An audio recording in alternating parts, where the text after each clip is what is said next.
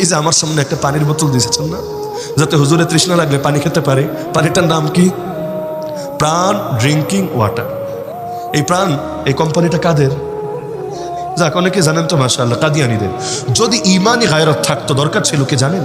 আমি স্টেজে ওঠার আগে যারই নজরে পড়েছে এটা ধরে এভাবে নিচে ছুঁড়ে ফেলবেন যে কাদিয়ানির পণ্য একটা মাহফিলের টেবিলে থাকে কি।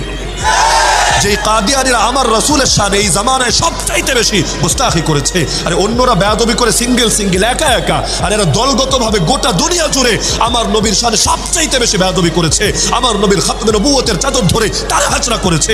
আর আমার নবীর ভাষায় এদেরকে দাজ্জাল বলে। রাসূল বলেন কিয়ামতের আগে 30টা দাজ্জাল আসবে যারা নিজেকে নবী বলবে, অথচ আমি সর্বশেষ নবী, আমার পর আর কোনো নবী আসবে না। তো কাদিয়ানীদেরকে ভালোবাসতে হবে না ঘৃণা করতে হবে? ওদের পক্ষে দাঁড়াতে হবে না ওদের বিপক্ষে যুদ্ধের ঘোষণা দিতে হবে?